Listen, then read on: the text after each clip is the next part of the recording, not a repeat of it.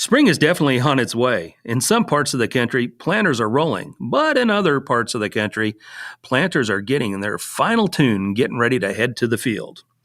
In today's FieldLink episode, we travel to Louisiana to visit with James DeMoss, who will help us navigate the mystery of microbials and enzymes. He will share some of his insight and field experience on how Zypro can be a great solution for growers that are looking for that extra boost this season. And in recent news, the USDA came out with planting intentions for the 22 growing season. Joining us to navigate this area will be our strategic advisor, Jody Lawrence from Nashville, Tennessee. And finally, have you had your salad today? If you're like many Americans, salads are becoming a major part of Americans' diets. And we will travel to Yuma, Arizona to visit with Jose Cabrera and Samantha Hardin to learn how Helena is dedicated to supporting this growing industry. Thanks for joining us. And now let's get ready for FieldLink.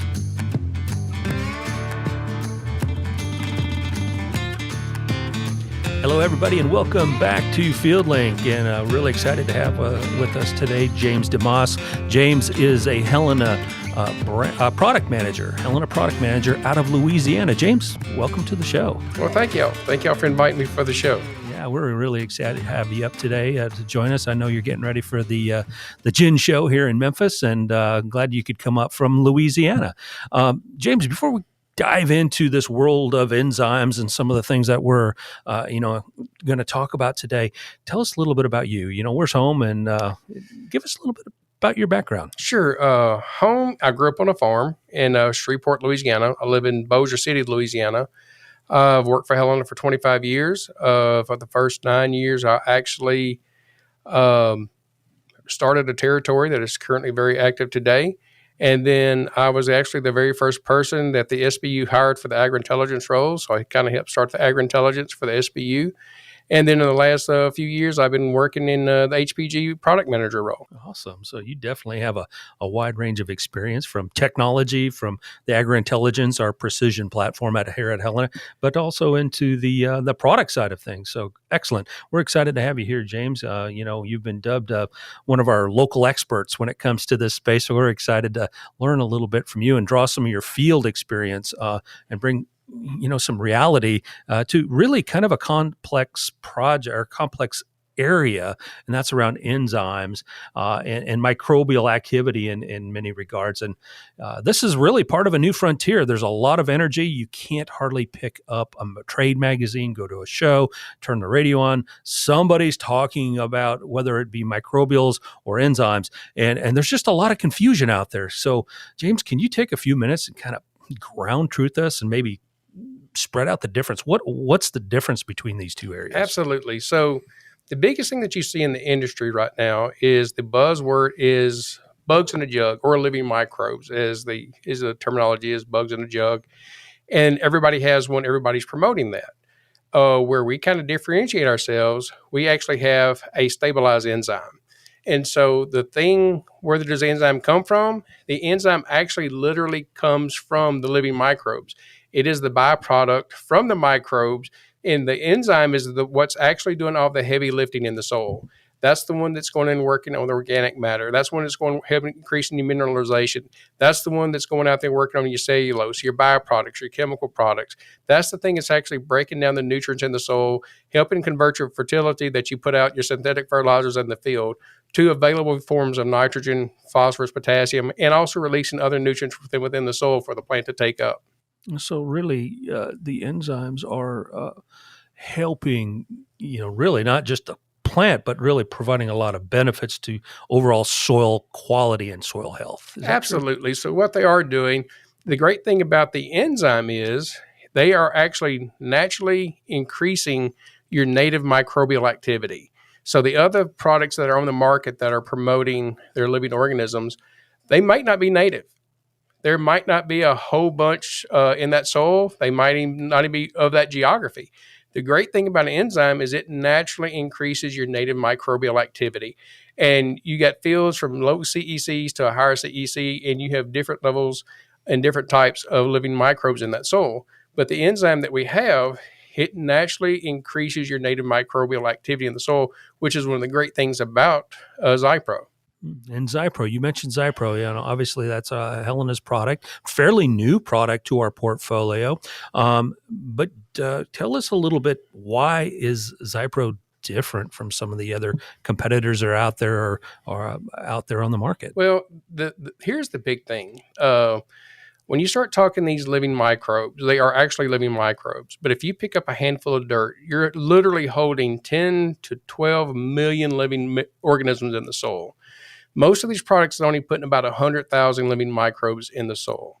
So that's one thing. We're actually putting the enzyme that's doing the heavy lifting, and we're also, as I said earlier, we're increasing the native population.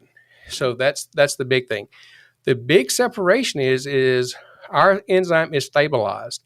So you have native enzyme that's already in the soil, but traditionally an enzyme in the soil, after about 7 days, it dies. Our stabilized enzyme that we have in Zypro, we're getting 60 days worth of activity out of it, which is actually a miracle and a great thing from it. As I said, if you start doing the research on native enzymes, about 7 days they die. Ours lasts for 60 days. The other big difference is the microbials that you're putting out in the soil or putting in the products, there is a host of things that you cannot put it with. So if you look on most of the labels, if it's you're putting a liquid application and you have chlorinated water, that chlorine will kill the microbe. A lot of companies are wanting you to impregnate it on potash. Potash is potassium chloride. The chloride actually kills the living microbe. If you mix it with any of your low salt fertilizers, it says 24 hours it must be applied. If you mix it with 1034O or 1137O, which is a common pop-up in corn, it says you have to put it out within 4 hours. If you start putting zincs, borons, manganeses, any of your micro elements in there, once again, it says you have to put it out within 4 hours. And the majority of the farmers are not doing that. Most of the stuff's already coming pre-blended from the facility. And sometimes if we get a rain and get put out of the field, it might sit up for 2 to 3 weeks. Mm-hmm. And on these labels, all these living microbes have a whole list of things that you can and cannot do with them. And majority of the stuff they want you to mix it with, you can't. The reps for these other companies are uneducated or either just trying to sell their own product. And they fail to list when they talk to the farmers what they are doing and what they can and cannot mix with. They just tell them, oh, you can mix with everything. But sulfur is another no-no. Ammonium thiosulfate, that's another huge issue. 32%, 28%, all say you cannot mix it with it because the salt and the nitrogen actually kill the microbes that you're trying to put it in there with. With Zypro, the stabilized enzyme, we can do that. We don't have that issue. We can put it with any of these fertilizers I've talked about.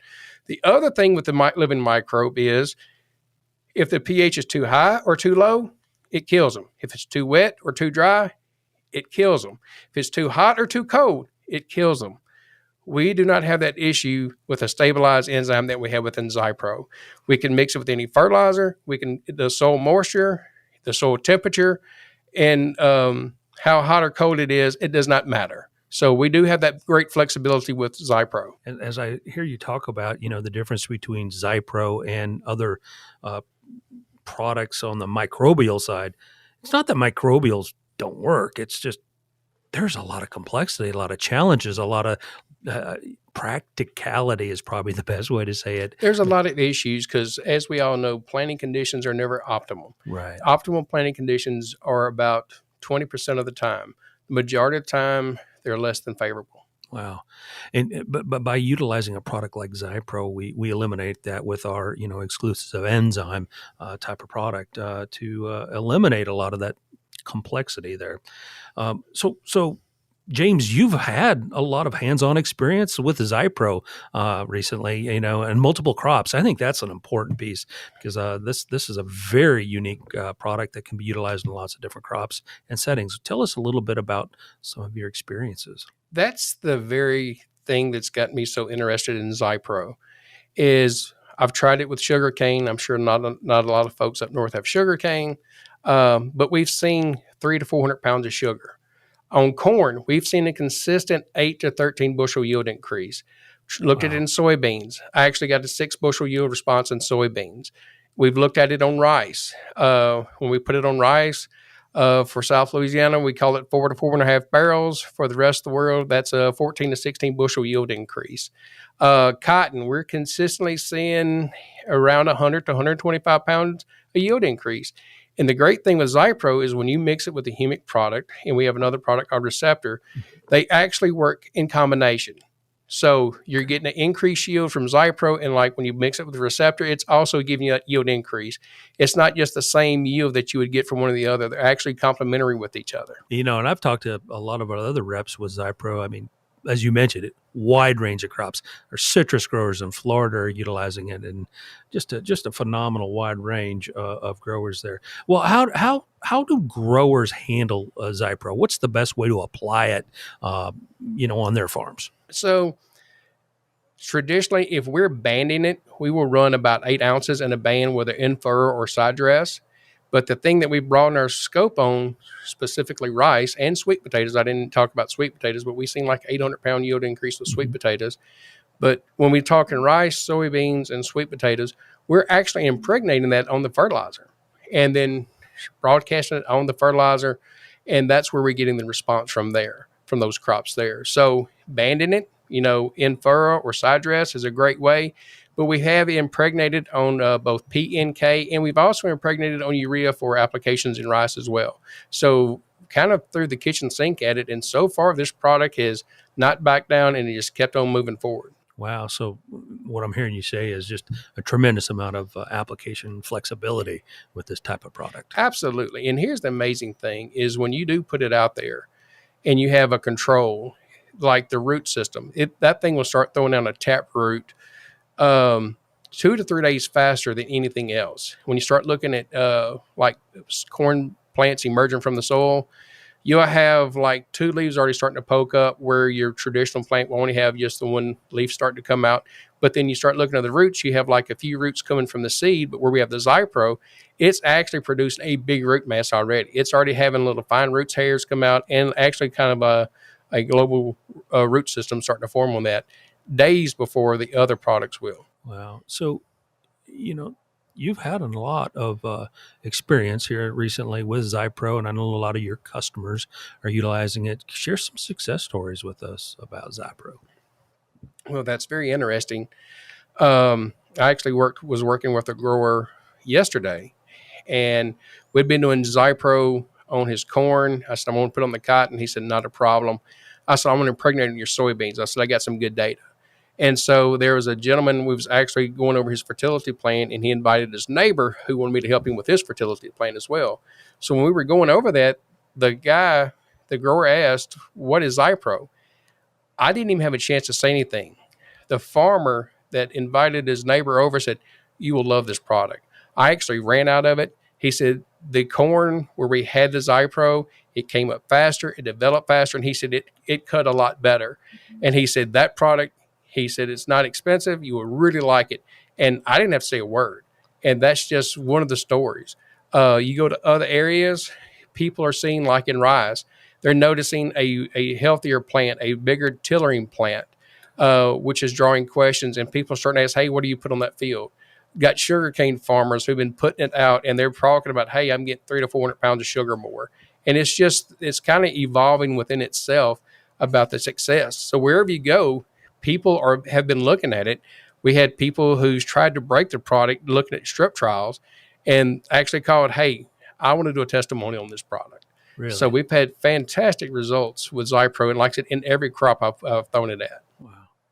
Yeah, like I said earlier, I've seen some trials in Florida with citrus. I've seen some things even on grapes in the vineyard market. So it's a really wide ranged product for certain. So excellent. So as we talk about Zypro, as growers get ready for their 22 plan, what are some tips?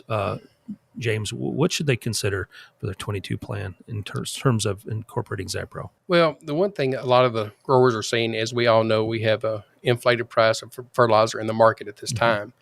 And whether you are going to stick with your traditional fertility plan, I would say add this on there because it's going to add some extra bang for your buck.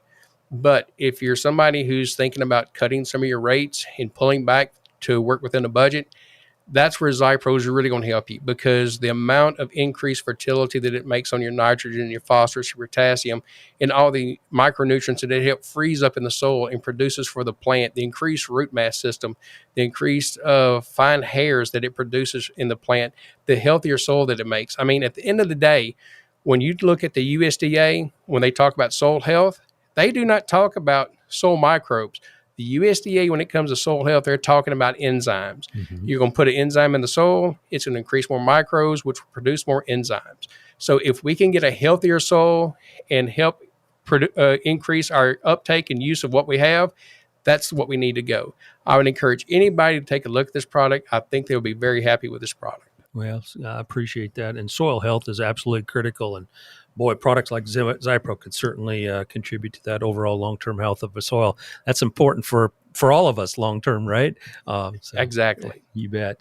Well, James, thank you so much for coming in today, spending some time with us to learn more about enzymes and the difference between enzymes and microbials. There's a lot of confusion out there, and really sharing your insight around Zypro. So with that, we want to thank you very much for your time. And folks, you can join us on YouTube and learn more about Zypro at the Helena YouTube channel, or log into our social channels to learn more about Zypro, or contact your Helena representative.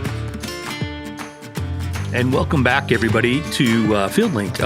My name is Bill Smith, and we're really excited to have joining us today is Jody Lawrence. It's been a wild ride in the markets recently, and the USDA recently shared their anticipated 22 planting intentions across the United States. And you know, when you start to couple that with some of the continued global unrest in Ukraine and some of these weather challenges that we're faced with, not just in the United States, but also South America, growers are having a lot to consider when finalizing their cropping and marketing plans for 22. And joining us today is Jody Lawrence from Strategic Advisors to share some of his insight around the 22 planting intentions. Jody, welcome to the show. Thank you, Bill. Good to be back. Awesome. Jody, you know, this USDA came out with their report here recently, and they talk a little bit about corn being up 4% in terms of planting intentions, soybeans going down 4%, wheat going up 1%, and cotton showing a strong showing here, being up 9%. After the long weekend of settling down, Jody, you know, what's your take with this report, coupled with some of the challenges that we're faced with around the world right now? Well, from a practical standpoint, the USDA really did the market a favor, because in previous years, they have occasionally come in with a higher corn number in this report, which, if they're trying to secure corn acres, which is what everybody's trying to do this year, they erred on the side of motivating prices to go higher and motivating more acres to be planted by trimming it all the way down to 89.49. And this and last year, both when the markets were in need of corn, the USDA came well under 2 to 3 million acres under what the private analyst had estimated. And while we may eventually get back to 91 or 92 million acres planted in the U.S. like we did last year, this is it's a really good indication that you're going to have $7 corn, which we hit today for a record April 4th new crop, or early April new crop price. And when you start talking about all the other high inflationary costs this year, in between land costs, land rent, all the inputs, fertilizer, diesel, you can go down the long list. It's in a position where corn needed to do this, and how high is high really is the next question. And then when you look at why everybody else gained planted acreage, because the margins were so good. Price was up there, cotton, wheat, beans, and all of those markets are significantly lower cost to put in the ground. So there was a very practical reason why we saw the numbers we saw last Thursday. Jody, what's the reaction been with some of the growers and producers you've talked to since this report came out?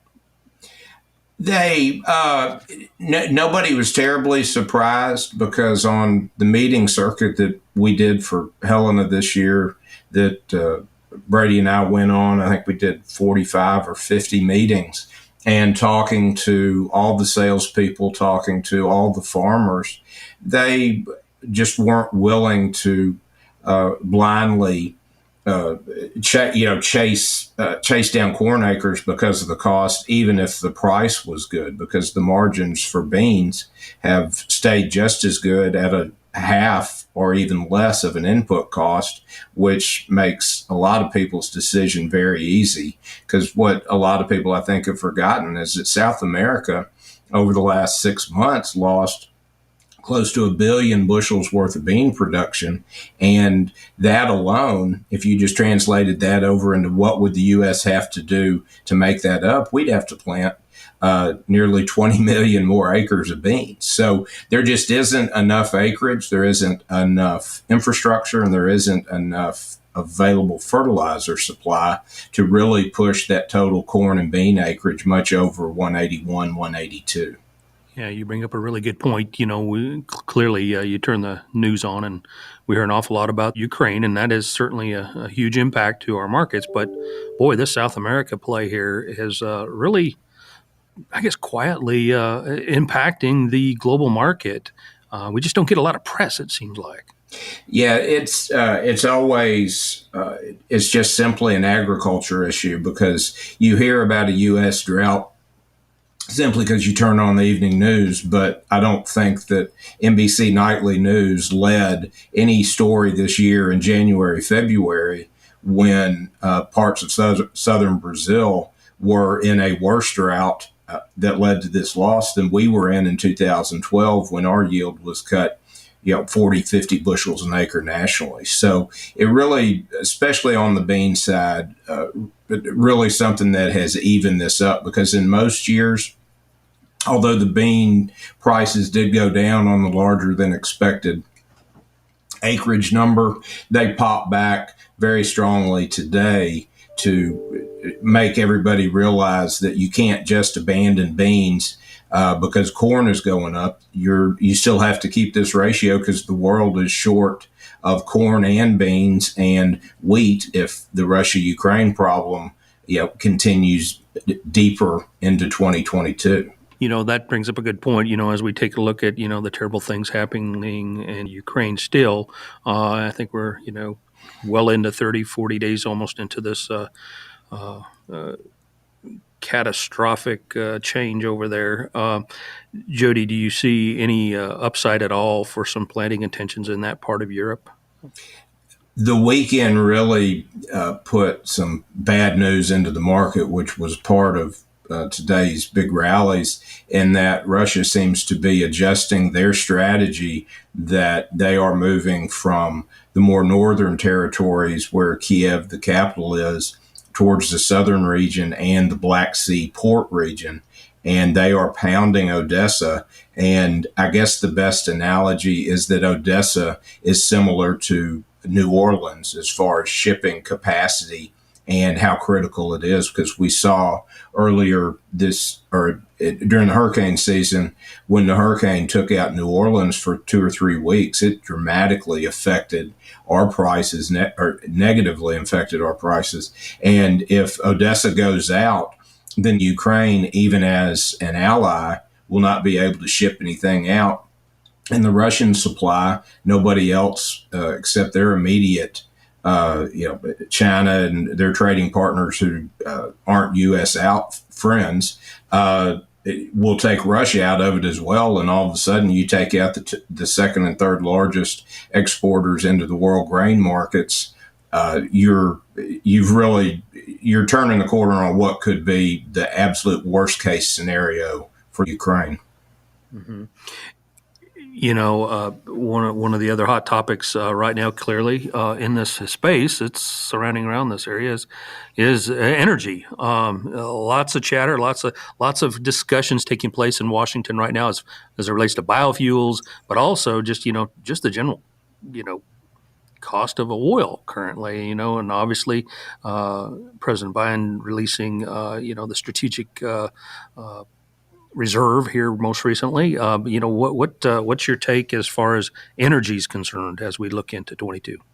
Well, the strategic reserve release, while it's practical and it will help to a very small extent. The thing is almost completely political because you have to remember that we're now less than 7 months away from a major election that the parties in charge, being the Democrats right now, can really feel slipping away, and they're going to do everything politically motivated to end inflation, and whether that is to cut the biofuel mandates, release more energy to get crude oil, back under $100 and gas back below $4. There really is a path for the next 6 or 7 months where Washington could be the biggest enemy of the U.S. farmer rather than its biggest ally, simply because of policy that they want to get in place before people go to the polls in November. Jody, do you see any upside at all for the biofuel side of the industry? Well, the biodiesel side of it has got an incredibly bright outlook because you have more plants coming online, and prior to the energy problem which Russia created because of the war, this administration was fully engaged in growing biodiesel and ethanol production. And if those plants come online and get even close to the capacity that they were expected by the end of the summer and fall, that we will have a demand spike at a time that seems incomprehensible, because what we're trying to do is ration demand with higher prices right when they're coming on. But if you have $110 plus crude oil, if you have $3.50 futures before taxes on diesel, and a cheaper blend alternative becomes biodiesel and ethanol to at least stabilize the price of diesel and gas, unleaded gas, everybody's in a catch-22 in this situation, because we're trying to ration demand, but we need to ramp up demand of the biofuels just to keep energy costs under control. It's a rock and a hard place for everybody, except hopefully for demand for the U.S. farmer. While we don't need prices to go, ridiculously high, everybody is certainly benefiting and enjoying these levels right now. And Jody, there's been a lot of chatter, a lot of noise about inflation. Obviously, I think we all can agree we're starting to feel that in our pocketbook, no matter if you're a grower or a consumer. I've heard a report here even this morning that food costs are starting to certainly take off, and anticipated food costs for even the cost of chicken at the grocery store being up around 70% before year end. Any impact that you can see from your side as it relates to inflation for our customers? Obviously, when you start talking about where does most of this grain go to, it goes to feed all of the protein-producing livestock side of it, whether it's chickens, whether it's cattle, whether it's hogs. So you've got literally almost the chicken and the egg. It's more like the chicken and the corn argument, that the higher it goes, then everything that is a byproduct of that corn, which certainly is feed, is going to go higher with it. So it's impossible not for those prices to go up. The bird flu issue right now is certainly a major concern if it continues to spread, but it has not caused the panic or the devastation that it has in Southeast Asia previously. So that we'll keep an eye on that, and a widening bird flu problem in the U.S. Your chicken McNugget's going to get awfully expensive. Yeah, there's certainly a lot of outbreaks happening across the country. I know state of Iowa had 5 or 6 locations locked down recently. Nebraska had several, as well as Minnesota. So it's certainly stretching from north to south with that bird flu. Well, Jody, I want to thank you very much for your time today, sharing some insight with this roller coaster of a market. Lots of things happening globally that are certainly impacting everybody at the farm gate, and we want to thank you for your time. Jody, what's the best way for folks to reach out to you? Best way is through their Helena representative, their salesperson, their local retail outlet, and we can get you signed up for the through the podcast and also for the daily newsletter. And happy to talk to everybody and get everybody on, because we certainly have a lot of daily information that's affecting everybody's bottom line. I appreciate it very much, Jody. And thanks, Jody, for joining us here on this episode of FieldLink. Okay, and welcome back to FieldLink. Really excited to be here today in Yuma, Arizona, an area where we have a lot of wide range of crops. I had the opportunity to travel down here to the desert region this week and spend some time with some awesome people and learning a little bit more about some of the cropping systems down here. Yuma is a pretty unique area as it borders, the Mexico as well as California, and it sits in the very southwest area of Arizona. The neat thing about Yuma is, it has a very wide range of crops, as I mentioned, but we recognize this area as producing nearly 90% of the U.S. leafy green vegetables from the months of November to March. And we're right into that time frame right now. There's a lot of production taking place. We're kind of coming towards the tail end of things for the most part, but wow, what a really robust area. And joining me today on our podcast here at FieldLink is Jose Cabrera. He is a Helena Product Manager, and Samantha Hardin, who is with the Helena R&D group. Jose, Samantha, welcome to FieldLink. Thank you. Well, before we start jumping in, Jose, why don't you, we'll start off with you a little bit. Tell us a little bit about your background. Where's home? Where did you grow up? And tell us a little bit about some of the things you do as a Helena Product Manager. Yes, thanks, Bill. Yeah, again, my name is Jose Cabrera. I'm originally from South America. I'm from Ecuador. I'm from a small city in Ecuador called Guayaquil. And I study in the American School of Ecuador.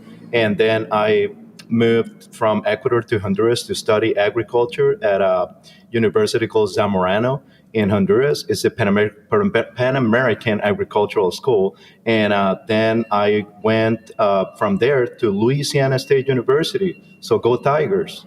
And I spent about 5 years at LSU, and I got a couple degrees there. Then I started basically with my career right off the bat with a basic manufacturer on the vegetable seed side and also on the crop protection side. And then I have been with Helena for about 4 years now. Awesome. And also joining us on FieldLink today is Samantha Hardin.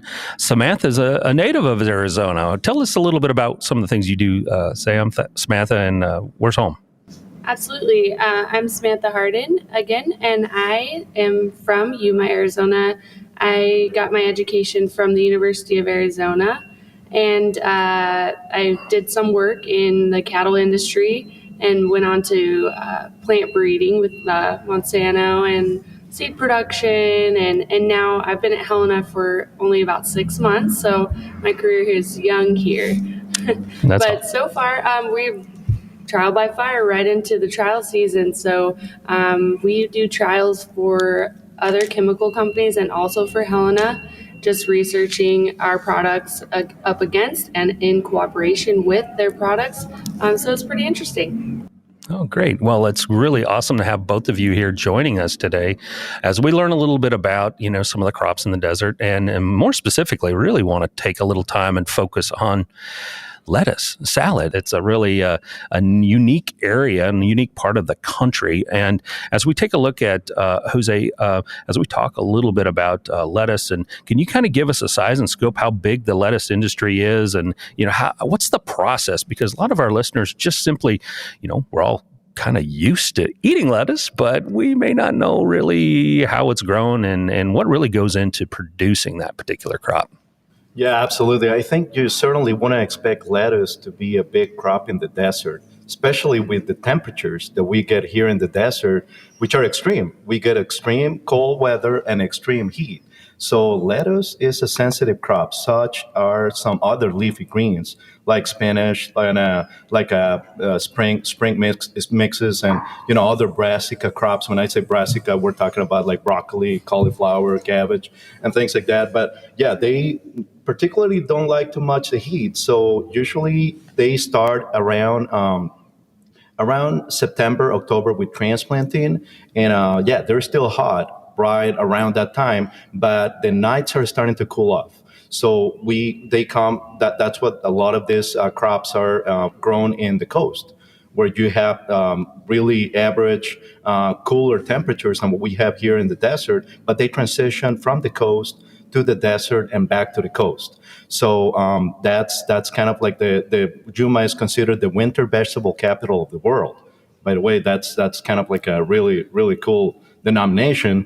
So that's kind of like the way that it goes back and forth from the coast to the desert, from the desert back to the coast, and the extension is huge. And it's mainly grown here in Yuma and Yuma County, and also in Imperial Valley in California, and in other areas in a smaller proportion. But yeah, it is pretty cool to be able to deal a lot with these crops that are very sensitive. So they keep us on our toes, for sure. So Jose, for a lot of us that are not familiar with the typical production of lettuce, we'll focus on head lettuce in this case. You said these crops are transplanted in around September. So some of them are, there's I guess a mix of direct seeding and transplant. A lot of it's direct seeding, but a lot of that industry works out of greenhouses. Okay. And so that's kind of like there's a window around, I think, September, October, when the transition starts. And like I said, around that time, the temperatures are still kind of high, so there's a little bit of risk. But they take a risk. The producers take a risk for that window of opportunity in terms of the market. Sure, and then I would assume September, starting to cool off, but you can get those hot spells too, and it can really do some damage in some cases. So typically, from a lettuce perspective, do we get one or two crops throughout that September through spring? Typically two? I think about 2 to 3 cycles. Okay. Yeah, it's still kind of like a quick. It's a fast-growing crop compared to like a field crop like corn or cotton or alfalfa, but you still have, are able to accomplish multiple cycles of growing that crop. Wow. I did a little bit of homework, trying to get ready for this FieldLink podcast. And it was really interesting to me to deep dive a little bit into this, to understand that, we're in a big transition. And I think those of us that are consumers of lettuce and leafy greens have seen this in the grocery stores, where we can go in and it used to be just a head of lettuce, and today it's really transitioning more or less to the bagged side of things, and a lot of that has to do with some of the packaging and distribution and logistics of these crops. Right now, in the or actually globally, it's a $10.78 billion business as of 2020. And research shows right now that they're looking at about an 8.2% annual growth in this space. And that's a strong demand. And that's certainly been reinforced with COVID-19 as consumers, as all of us as consumers, as we're locked down, we're being forced to continue to maybe reinvent ourselves a little bit, eat a little healthier in some cases, and do some more home cooking. So that's really increased the demand for packaged vegetables, in this case, packaged leafy greens. Certainly looks like a market that's going to continue to grow. Packaged greens make up 63% of the total raw green business. So certainly, as you look at raw greens, the days of going to the grocery store and just getting a head of lettuce is starting to go away in some places, and being replaced with these packaged goods. You can pick and choose now. Yeah, we have choices, right? We've got choices, and another fun fact that I found, as this transitions, and specifically around Yuma, 41% of the global leafy green market is in North America, and with a significant 90% of that coming from Yuma. You could be in Quebec, you could be in New York City, you could be in Washington, and that crop is likely grown right here in Yuma County. Samantha, you tell us a little bit about, as we take a look at some of the trials that we got to go out and spend some time with you and some of the work that you're working on at the field day. What's the goal of the lettuce trial that you and Jose both worked on and cooperated together to put out there for Helena reps as well as growers to preview this year? Yeah, absolutely. So we have a few different things going on out there. A lot of it is surrounding the idea of starter fertilizers, getting that plant up out of the ground, getting it going, getting it happy and healthy. In one sense, looking at our Helena products and what they bring to the table in terms of getting that stuff up out of the ground and established.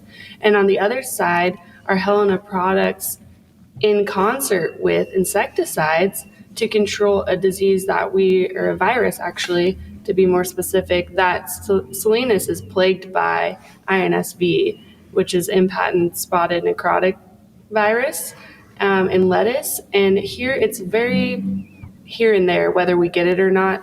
And so out there, we're measuring Western flower thrips. Okay. So we're out there counting the bugs and getting a measurement on that. In the case that we don't get the virus, we can show control of the insect that vectors the virus. So we're comparing out there the insecticide alone and then also insecticide with our Helena fertility package that we've kind of pieced together based on local information and some information from trialing we did in Salinas, and just seeing what that brings to the table with that fertility package up underneath it. Wow, that's really exciting. So you're looking at lots of different things, not just a singular, challenge in this case, looking at, hey, how can we get fertility? And Jose, I would assume, the purpose of the fertility side with the pop-ups and the quick starters is get that plant going early, right? Exactly. Get it up, get it going, because we do have a short period of time, especially if we're trying to raise 2, maybe even 3 crops here. So getting that crop going early is critical. Yeah, it is. And that's what they call it, mainly pop-up or starter fertilizer plants. And that is the point that we were trying to accomplish or convey in some of these field trials that we've seen for the past couple of days here in Yuma.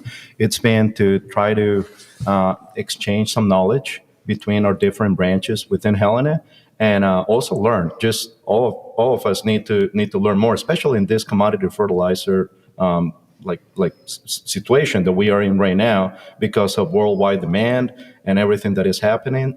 We definitely need to be more efficient with what we can do. Well, that's excellent. And Samantha, tell us a little bit more about some of the diseases that you're observing. I mean, just broadly speaking, based on the trials that we looked at yesterday, as a researcher, what are your observations? What have you kind of learned?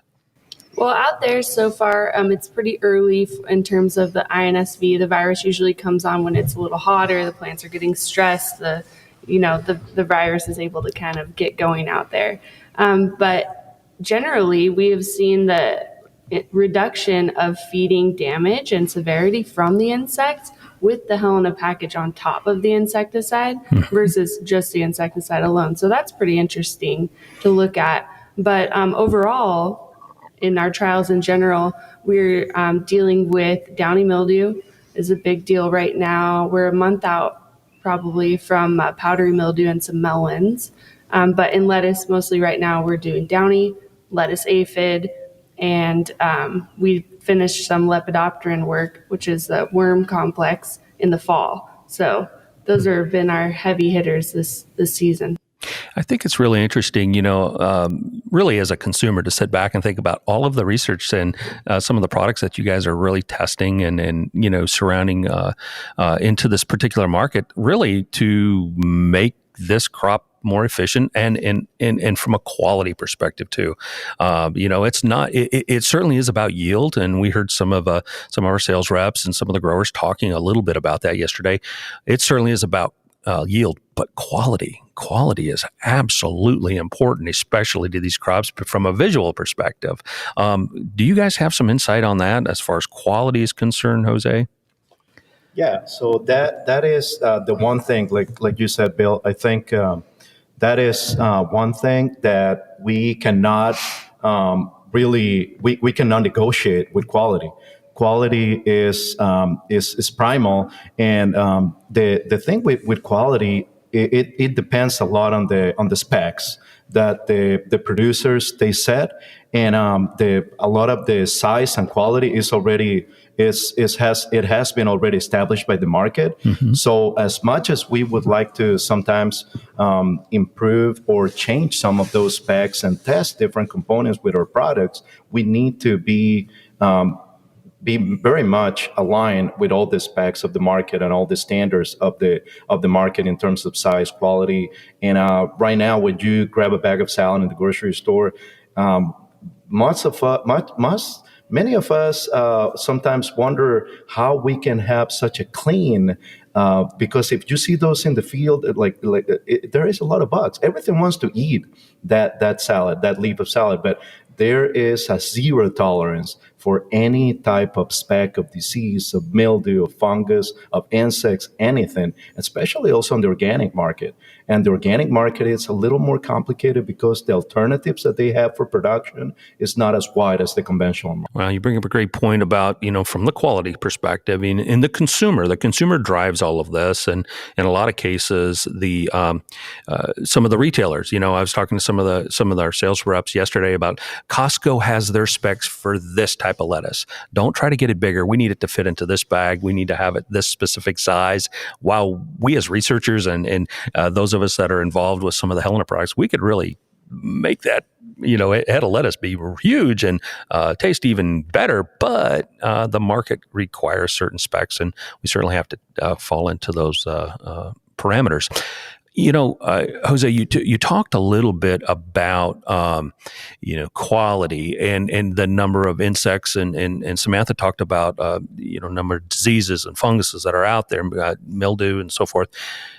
That takes a lot of folks to be, observing those crops. Can you share with some of our audience that's not familiar with this cropping system, how often are these crops scouted roughly, and what's the manpower involved or the technology, broadly speaking, to manage these kind of crops?